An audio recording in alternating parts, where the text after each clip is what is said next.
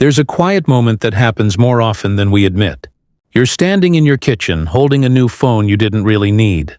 Or maybe you're sitting in your car, the upgraded one, the one that felt important a few months ago, and for a second, there's a subtle tension. Not panic, not regret exactly, just a small awareness in the background. The payment is larger than you expected. The savings account feels thinner than it should. And somehow, the satisfaction faded faster than the bill will. It's a strange experience. From the outside, everything looks fine, maybe even impressive, but internally something feels slightly off balance. Most people don't connect that feeling to anything structural. They assume it's just part of modern life. Prices are high. Income never feels like enough. Expenses expand. That's normal, right? But there's a deeper pattern at work. Much of what we spend money on isn't really about utility. It's not about comfort or durability or even long-term value. It's about signaling, about quietly communicating where we stand, about reassuring ourselves and others that we're doing well. And the uncomfortable truth is this: the more we rely on status to define our progress, the harder it becomes to build real wealth. Not because we're reckless, not because we're irresponsible, but because signaling is expensive, and it compounds. The cost isn't just the price tag, it's the opportunity cost. The invisible trade-offs, the years of capital that could have grown quietly in the background but instead went toward maintaining an image. What makes this especially difficult is that status signaling doesn't feel irrational. It feels reasonable, almost necessary. It blends into daily life so smoothly that we rarely question it. And over time, that quiet habit can shape our entire financial trajectory. To understand why this happens, and why it's more powerful than most people realize, we have to look a little deeper at how status actually works in our lives. Status signaling is often mistaken for success. We tend to believe that visible upgrades reflect internal progress. A nicer apartment must mean you're advancing. A luxury brand must mean you're winning. A packed social calendar must mean you're in demand. But signaling isn't the same as stability. It's closer to stage design. When you walk onto a movie set, everything looks solid. The walls are painted. The furniture is arranged perfectly. The lighting is flattering. But if you step behind it, you'll often find wooden frames and empty space holding it all together. It's constructed to be seen from one angle. Status works the same way. It's built for perception. The problem is that perception doesn't generate cash flow. It doesn't reduce debt. It doesn't quietly compound in the background.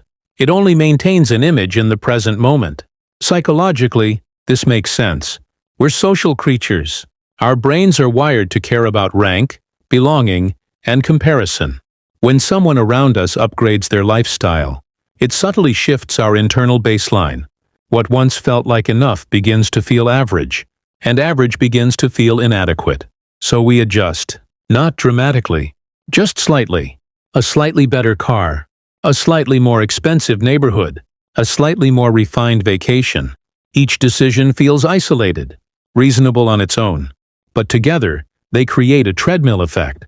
The faster you run, the more you have to maintain. What's rarely discussed is how fragile that system can be.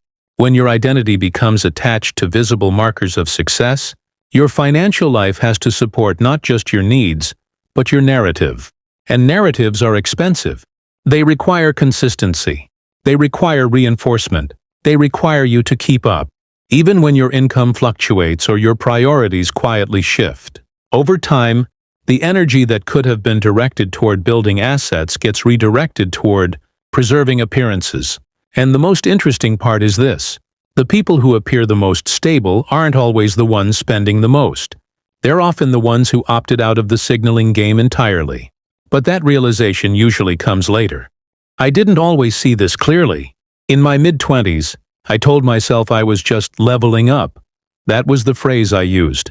I had started earning more than I ever had before, and for the first time certain things felt accessible. A better apartment, a watch that felt substantial on my wrist, dinners at places I used to walk past.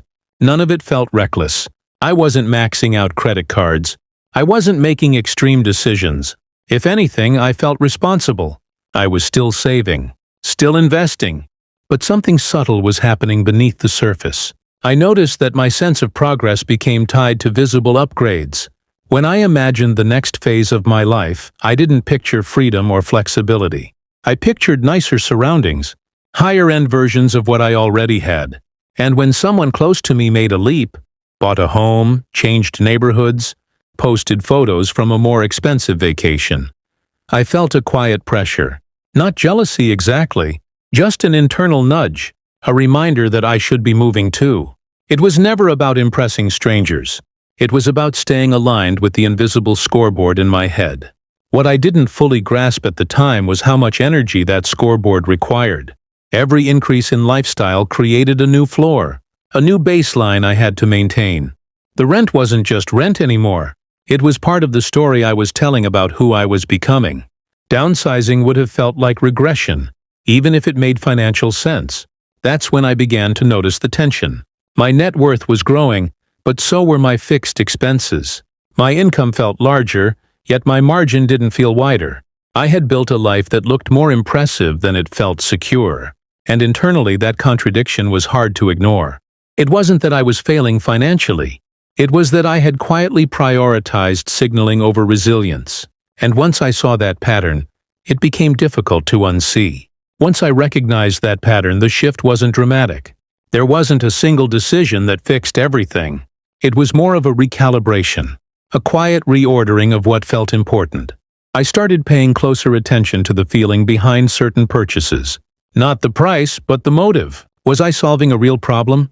Or was I trying to reinforce an identity? That question alone created space. Because when you pause long enough to see the intention clearly, some decisions lose their urgency.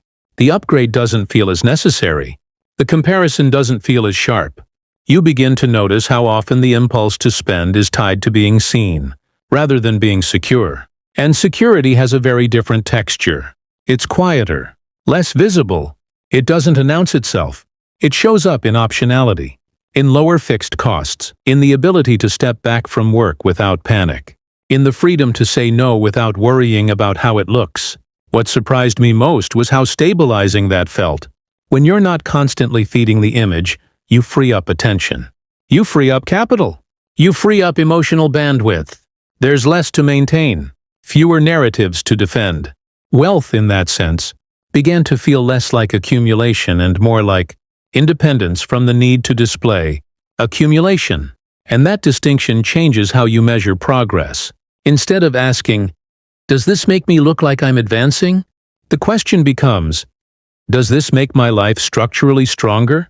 That shift doesn't require extreme minimalism or withdrawal from society. It simply requires honesty, an awareness that every dollar can either strengthen your foundation or reinforce a signal. Over time, choosing the foundation begins to compound in ways that signaling never could. And maybe that's the quiet tension most people feel, but rarely name. It's not that they lack discipline. It's not that they don't understand investing. It's that they're trying to build wealth while simultaneously financing an image of wealth. Those two goals often move in opposite directions. Status asks to be seen. Wealth prefers to be left alone. One demands constant upkeep. The other grows best in silence. When you begin to separate those two, something softens. You realize that the pressure to upgrade, to display, to signal, it was never a requirement. It was a story. And stories can be rewritten. There's nothing wrong with enjoying nice things. The issue is subtle. It's when the visible layer of your life becomes more important than the structural layer. When appearances start dictating financial decisions. When maintaining perception quietly outranks maintaining margin. That's when wealth erodes, even if income is rising. But once you see the pattern, it becomes less personal, less emotional. You start to recognize that much of the pressure wasn't coming from necessity. It was coming from comparison, from assumption, from the belief that progress must be visible to be real. And that belief is optional. Real financial strength often looks unremarkable from the outside. It doesn't compete for attention. It doesn't rush to announce itself. It simply creates stability beneath the surface. In the end, the goal isn't to look successful. It's to quietly become resilient enough that you no longer need to prove that you are.